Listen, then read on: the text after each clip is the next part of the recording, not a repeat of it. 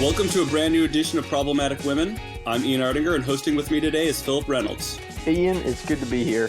But before we get started with the show today, I just want to ask you a question that I really have been dying to ask for some time. Ask away, Philip. Okay, Ian, do you consider yourself a feminist? Are you trying to get me fired on my first day hosting? No, of course not. Well, I'm not sure I believe you, but to answer your question, I think honestly a lot of people define feminist in different ways, and I know personally I've always struggled with how various people understand the term, so I'll just say this. I'm married to the most wonderful woman in the world. I have an amazing mother, and two sisters that all call good enough. Hey, Ian? Yeah. Are you recording Problematic Women? Philip, is that you? What are you guys doing? Well, we're getting a little bored social distancing at home. And we thought it'd be a nice way to wish all the problematic women a very happy, albeit late, April Fools. All right, I guess that's pretty clever. April Fools! Yeah, April Fools, but you'd still like us to finish out the show, though, right? Like, we have one planned with an interview. That's okay. I think Lauren and I can take it from here, Ian.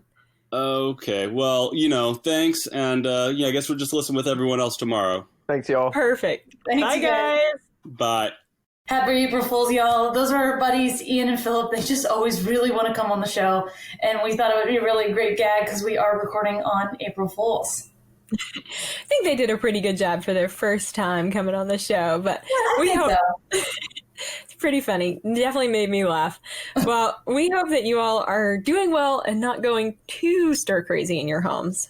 Well, this past weekend was our second weekend practicing social distancing. I'm still here in Florida, but we had a lot of fun at my house. We went out on the boat, which was really fun to get some wind in my hair and some sunshine. Lauren, I really just don't feel sorry for you.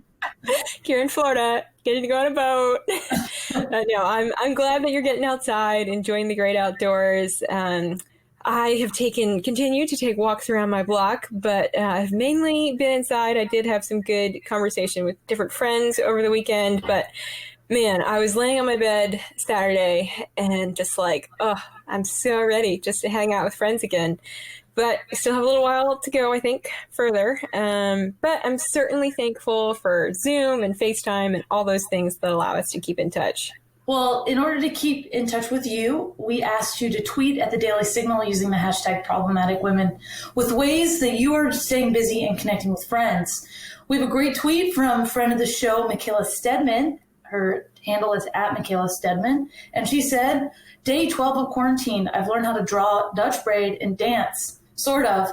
Although I could really go for a hug right now. I love FaceTiming people I missed while studying in Israel. This time has reminded me I'm never alone. How ironic. Hashtag Problematic Women. So fun. Thanks, Michaela. Well, we will have a new question for you all to tweet at the end of the show, so be sure to stick with us. All right, Lauren, what's on deck for today? Well, we're doing things a little differently today. We'll be featuring 3 short interviews on 3 topics that we know you all have probably been talking about and thinking about with your friends. Up on today's Problematic Women, we talk with Mallory Quigley, the Vice President of Communications at Susan B. Anthony List, about abortion clinics fighting to stay open during COVID-19. A college senior and our former intern, Samantha Renck, joins us to discuss finishing college online and what coronavirus might mean for graduation ceremonies all over the country. Romina Boccia, director of the Center for the Federal Budget at the Heritage Foundation, joins us to discuss what is actually in the CARES Act and what it means for you and me. And as always, we'll be crowning our Problematic Woman of the Week. Each week on Problematic Women, we sort through the news to find stories that are of particular interest to conservative-leaning or problematic women, those whose views and opinions are often excluded by those on the so-called feminist left. If you are a problematic woman or just someone who supports strong, independent women, please consider supporting us by leaving a review or rating on iTunes and encouraging others to subscribe. It really does make a difference.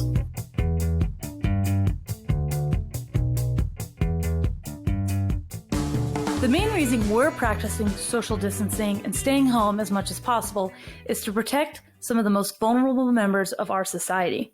Which brings us to our next topic.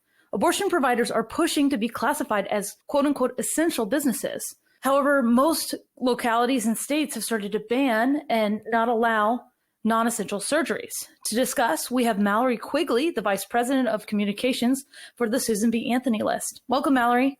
Thanks, Lauren, for having me. Mallory, your organization has put together a letter from a lot of really impressive and definitely problematic women calling out how abortion clinics are exploiting women during this crisis. Mallory, how did you put together this coalition of really, impressive women? Yeah, well, I think at the beginning of all this, Lauren, we were really expecting to hit pause on a lot of our activity and begin the process of sort of, working remotely and continuing all of our regular activities. But the abortion lobby has just been really working to capitalize on this crisis and promote an extreme agenda. They're pushing access to chemical abortion. They are insisting on their abortion facilities staying open, even while other medical entities, dentists, and others in the healthcare work to prioritize the personal protective equipment for those on the front lines with fighting the coronavirus. So it's been really frustrating to see that the abortion lobby, including Planned Parenthood, which of course is our nation's largest abortion chain, they've actually been looking to divert these already scarce resources. They're putting out a call for gloves, masks, hand sanitizer, and insisting on staying open. And this is just not what we need right now. As many as 7% of women who use chemical abortion will end up in a hospital with complications. They're using up this personal protective equipment in the context of a procedure that already has tons of complications. And this is just not what we need, overburdening our healthcare system at this time. And Mallory, I'm so glad because you brought up women and the chemical abortions that they're pushing to have women take pills to do themselves at home. Mm-hmm. And this just seems so dangerous for women to be doing. I know they say, oh, you might have some cramps, but it's really taxing and terrible on your body. Yeah. That's right, Lauren. You're absolutely right. And the FDA already very strongly regulates the chemical abortion drugs.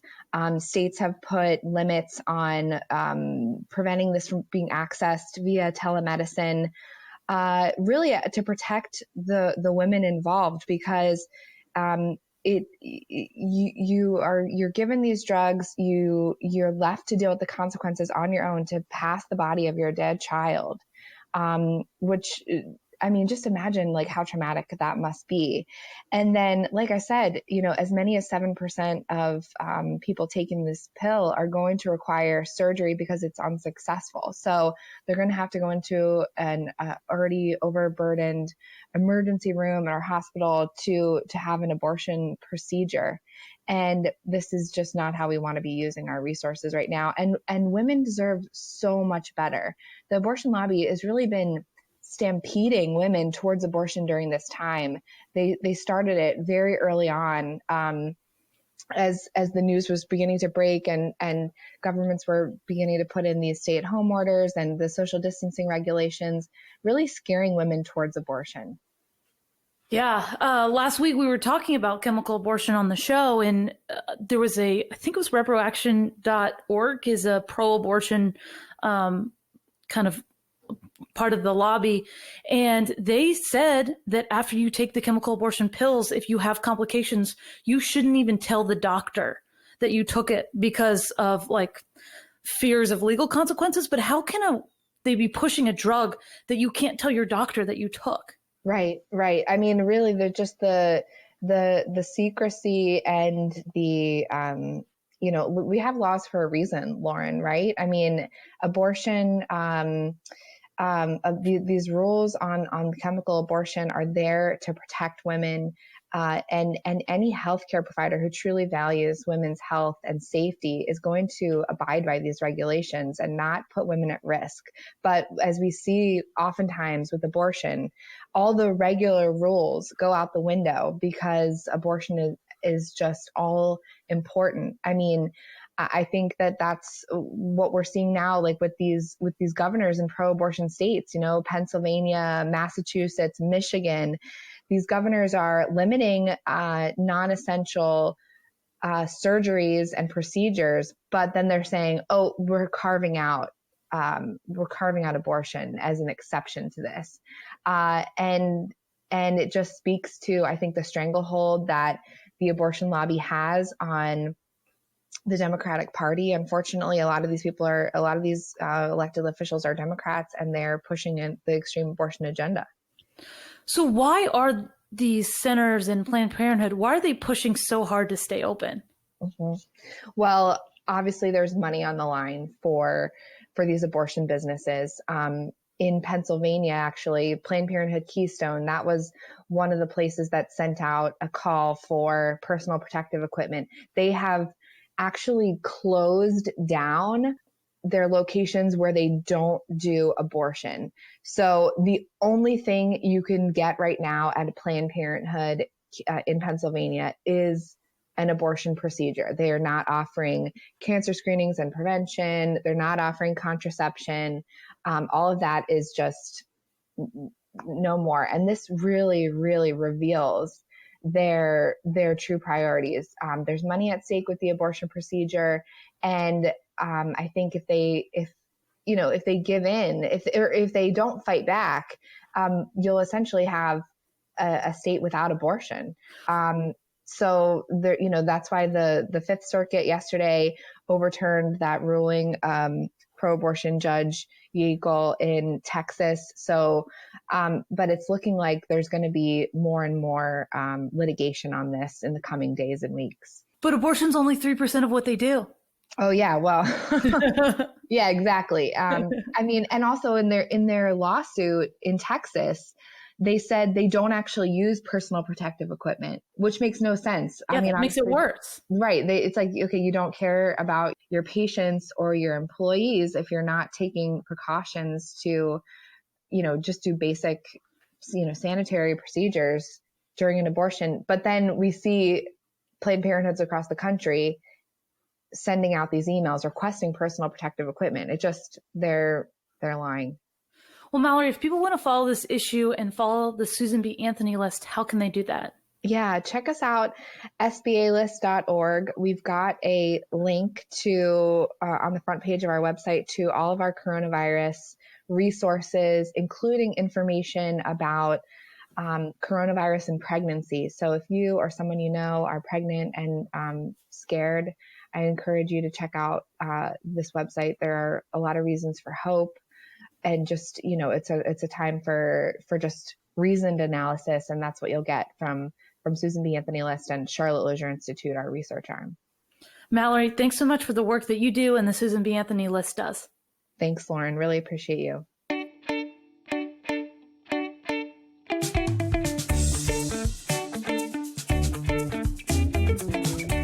The coronavirus has altered our world in ways some of us never could have imagined just 3 weeks ago. Colleges all over America have moved to online classes to complete the spring semester, and universities are having to make the really difficult decision of what do we do about graduation.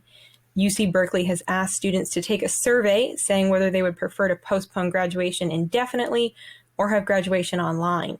Vanderbilt has already moved their 2020 graduation to May 2021, and Harvard announced they would hold an online ceremony on May 28th, the original day of graduation, and host an in-person event when it's safe to do so. To give us her insight on virtual and postponed graduations is friend of the show and former Heritage intern Samantha Renck. Sam, thanks so much for being here. Thanks for having me. All right, so you're a senior at Pennsylvania State University. Tell us a little bit about how COVID-19 has affected Penn State. We found out that we weren't going back for at least 3 weeks when we were on our spring break. They had made the announcement that Wednesday, while everyone was home on spring break, that we would be going back at the earliest April 6th to resume in-person classes. And then a week later, we found out that the spring semester would be moved online entirely and that graduation would be postponed, but hopefully would eventually be held once everything gets cleared up. So what are your thoughts on the decision to send all the kids home and then potentially postpone or move your graduation online? At first, it definitely was and still is very emotional, just because this was the last couple of weeks that I could spend with my roommates, really enjoying the college life before I had to go into the, quote, real world of working and starting a job. But I'm trying to stay positive because it is giving me extra time to spend with my parents that I probably wouldn't have had if the semester was just going on as normal. It's giving me a time to reflect on sort of what's important in life. And as long as my friends and family are healthy, and as of right now, fortunately, nobody that I know has coronavirus, knock on wood. But I think it just makes everyone stop for a little bit from the go of our normal routine. There's good sides to it that I think people need to focus on as well. Yeah, Sam, that's a good perspective to have. What are your other classmates saying about the situation? I think sort of the same thing, feeling a little bit down about the entire semester having to be moved online. I'm on a dance team, in a dance club, I should say, at Penn State. And we had our upcoming spring showcase that was supposed to be next Friday.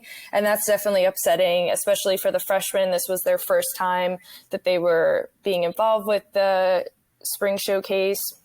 And especially for my fellow seniors, this was probably our last time that we would be performing alongside each other and with the other members of the team. So everyone's definitely upset with what's going on, but trying to just stay positive and trying to find alternatives, like hosting a virtual get-together or something so we can all stay in touch. I love that. I love how people are really coming together, even though we're forced to separate. So, Sam, are students worried about getting jobs after graduation, given this situation and not knowing when society will kind of go back to normal? Well, I know I am, just because everything's kind of on a pause right now. But as far as I know, I'm home and I'm in a safe environment, and hopefully everything will get back to normal. We'll be able to find a vaccine soon, or at least people will be able to kind of slow the curve, I think it's called, and being able to sort of resume normal life, even if that does mean going online for a little bit or doing remote work, as everyone has kind of been adjusting to. So it's definitely not the end of college, starting my career environment that I thought I was entering, but it's all about being flexible. And if this is what the situation is, then it is what it is. And I just have to figure out what I'm going to do next. If I know you, Sam, you have a bright future. This won't slow you down. Thank you. Yeah, I can second that. Well, and we do just want to say to all of the seniors out there, whether that be high school or college, or you're getting ready to graduate law school or grad school, we just want to say congratulations to you. And we're so sorry that this is happening right now, and that some of those amazing celebrations are going to be postponed. But no, all of us problematic women are rooting for you, and we're certainly excited to see, Sam, for you, the places that you're going to go and the doors that will open for your future. So we just really appreciate you coming on the show today and sharing your insights with us. Yes, thank you for having me. And honestly, my college graduation was really boring. The fun part was like going out with friends and family, which you don't need the school to do. Yes, we can just do a big Zoom call and be on FaceTime together. So, all right, we want to be invited, Sam. Okay, you can come. Great. Or virtually, you can be on. All right, well, we're going to take a quick break, but stay with us.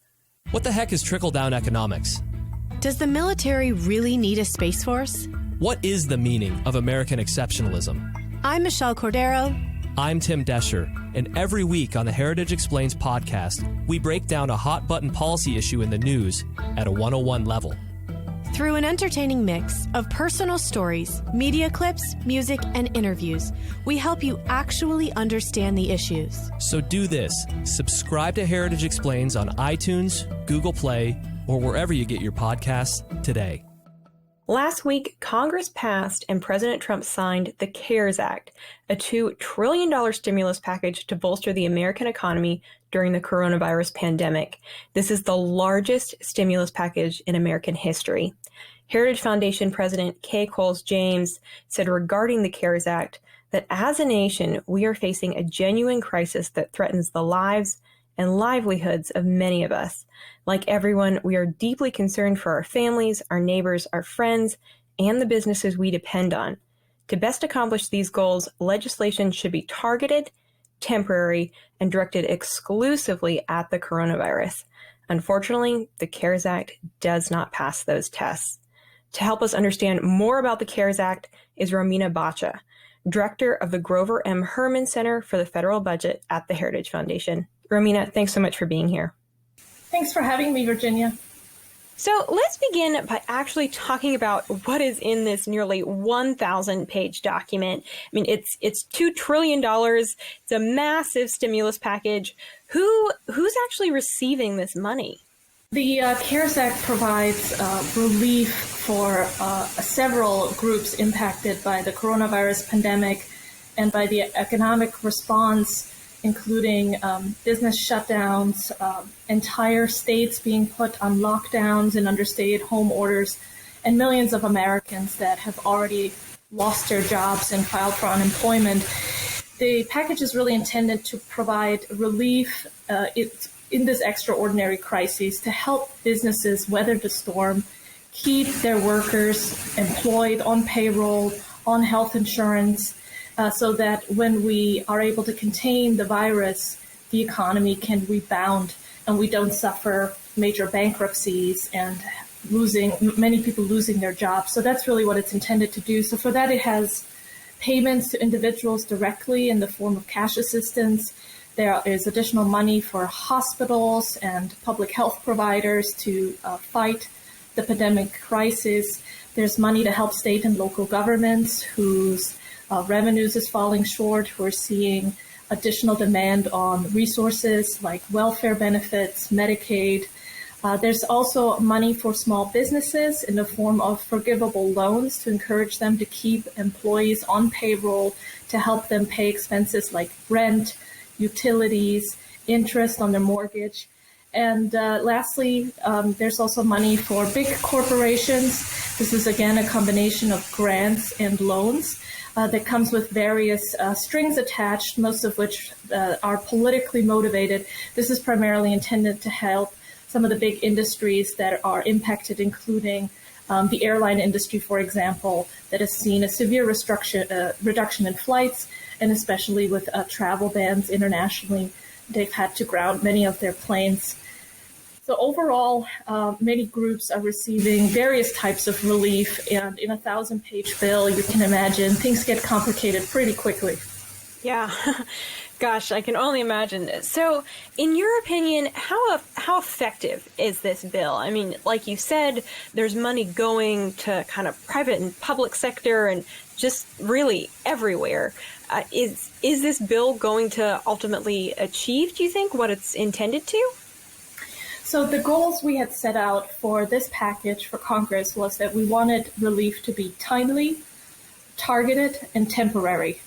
Realizing that this is not like the financial crisis of 2008. We're not seeing a crisis come from a major distortion in financial markets and overinvestment in certain sectors. In 2008, it was housing.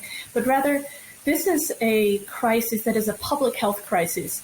And stimulus checks aren't going to help. The problem is not that people aren't going out spending enough money. The problem is that we're asking people to stay home. We're asking them not to go to work. We're shutting down what are considered non-essential businesses. The government has basically ended economic life in large parts of the country. And especially for people who don't have a financial cushion, who are living paycheck to paycheck, who might not have savings they can rely on to help them weather a temporary reduction in work hours or perhaps being laid off from their jobs during this period of time. That's why the relief it was necessary. So the best, or say, I think the most effective provisions in this bill allow businesses to get liquidity quickly, both in the form of reducing tax payments, delaying tax filings. The IRS tax filing for individuals and businesses, for example, was delayed from April 15 to July 15. So for those individuals and businesses that would have otherwise had to make tax payments, that's money they can hold on to for now. Hopefully by summer, the economy will be roaring again, so it'll be easier for them to make those tax payments then. There's also refundable tax credits, meaning businesses can file now to get cash immediately from the IRS for losses they took in 2018, 2019, and even for expected losses from now this crisis here in 2020. So giving them liquidity so they can pay their bills, they can keep their employees on payroll and on their health insurance plans. We're really trying to avoid excessive harm from what we have to do right now in order to contain the spread of the coronavirus. This is really an extraordinary situation we find ourselves in. In terms of less effective policies, I think the idea behind the rebates or checks to individuals was not very well thought out. What we're finding is that the money will go out indiscriminately for the most part. There is some means test. For example, joint filers in households that make more than $200,000 a year won't receive any checks. There'll be a reduction after $150,000 a year. For individuals, it's up to $100,000 a year. If they make more than that, they receive no checks, and up to $75,000, they'll receive the full amount, which is $1,200 for individuals, $2,400 for couples filing jointly, an additional $500 for every child in a family.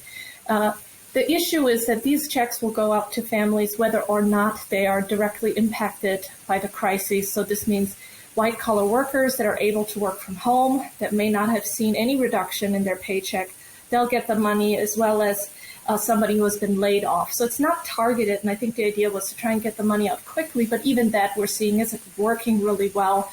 We're now hearing the IRS may be able to send checks as early as 3 weeks from now. And then for some individuals that didn't file taxes in 2019, it could take even longer, with the IRS talking about putting up a website so people can put in their information and get that money via direct deposit as quickly as possible. It just shows that it's really not that easy trying to get money out to people in this way. I have seen civil society step in a way that I think is more effective. It can provide that more targeted aid to those who are truly needy through charitable organizations that know their communities, that know the families who are in need, that might already receive other services, to get them that aid through private donations immediately. One initiative I want to highlight there is Giving Together. The last time I checked, they had raised $15 million, and they're providing that directly to families in the form of checks now. So that's something where, we have to consider what's the federal government good at doing, what is civil society better at doing, and I think the bill is probably excessively large, which unfortunately also puts us on a worse footing. Once we are past the virus crises, we may have to deal with the buildup of a potential debt crisis, because what this package does is roughly tripling our annual federal deficit, going from $1 trillion in 2020 to now well over $3 trillion, which is really unbelievable, because that comes close to how much the federal government was projected to collect in tax revenue for the entire year. That's roughly $3.5 trillion. So this is really a huge, huge spending package. Yeah, no, I mean, the numbers, Romina, they're just really hard to wrap your brain around. I mean, $2 trillion, what does that even look like? And where does that come from? Because like you said, we have this massive debt. Where are we just coming up with $2 trillion? I mean, all of this money is being borrowed. That's where it's coming from right now. It's and that's the problem, of course. It means higher taxes in the future. We are engaging right now in a public spending effort to make up for the economic decline that we're experiencing as we're trying to fight a public health threat that comes close in magnitude to a World War II effort. And when we came out of that effort, we were massively in debt, and middle-class Americans had to pay higher taxes to pay that back. But of course, we also have a government that even before this crisis was extremely bloated, spending money like it grew on trees with little consideration for how it would impact younger and future generations. And I worry that that kind of attitude, that cavalier attitude with which lawmakers have been spending money, has also contributed to an oversized package, this more than $2 trillion CARES Act package, which includes, unfortunately, not just targeted relief like we had asked for, but also got stuffed full of pork that has nothing to do with the crisis. Just to give you an example, $25 million for the Kennedy Center, which got roughly $40 million on an annual basis. So that is a huge increase in their budget that is not justified. Also, the National Endowment for the Arts and Humanities saw their budget go up to 150%. They got a huge raise when we're asking people not to go to theaters and museums and the like. It makes no sense. So you did see quite a few politically motivated projects creep into the bill, and especially when the left, under the leadership of Nancy Pelosi, got a hold of it, it quickly moved away from being targeted, timely, and temporary towards just becoming another Christmas tree that they were trying to load up full of goodies that will make taxpayers worse off and don't address the imminent threat and don't help us get past this crisis. Oh. Romina, we really appreciate you coming on and just breaking down what is actually in the CARES Act and how we should be thinking about it. For anyone that wants to dive in and learn a little bit more of the nitty-gritty, could you maybe point them to some good resources on the Heritage website there where they can do that? Yes, we've set up a dedicated website, heritage.org/coronavirus. And that has all of our great resources, economic response and analysis, as well as what we know from the medical community about what's happening on the ground and what's needed with testing and tracing, so we can get to a better place as a country where we can contain the virus spread, protect the most vulnerable, and also get people back to work. Romina, thank you so much. We really appreciate your time today. Thanks for having me. The Daily Signal is doing all we can to provide you and your family with the information you need on how to stay healthy through the coronavirus pandemic. Social distancing is one of the best proven ways you can protect yourself and your loved ones. Dr. Birx, Dr. Fauci, and U.S. Surgeon General Adams explain why. Take a listen. Social distancing is what we refer to when we ask people to stay at least 6 feet apart. Staying away from people whom you might get coronavirus from, or who are at high risk and whom you might spread coronavirus to. You can socially distance yourself from people in social settings by not going to bars, not going to restaurants, not going to theaters where there are a lot of people. It all just means physical separation so that you have a space between you and others who might actually be infected or infect you. Now it is that time, my favorite time of the week, time to crown our problematic woman. That's right. Well, we decided to choose someone this week that we knew would put a smile on your faces because, as one of my favorite actors, John Krasinski, said, this girl really is the definition of good news. This week's problematic woman of the week is 15-year-old cancer survivor Coco. Coco just completed her final cancer treatment about 2 weeks ago, and many of her friends and family wanted to celebrate this amazing moment with her, but they had to create a really creative way to do that while still maintaining 6 feet of social distance. Coco's friends and family lined the streets in their cars and cheered for her as she drove home. Take a listen.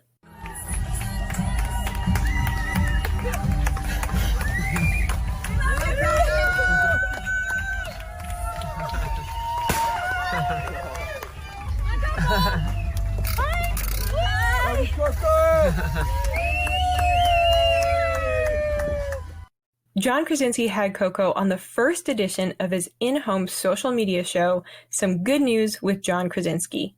Coco had a really important reminder for all of us.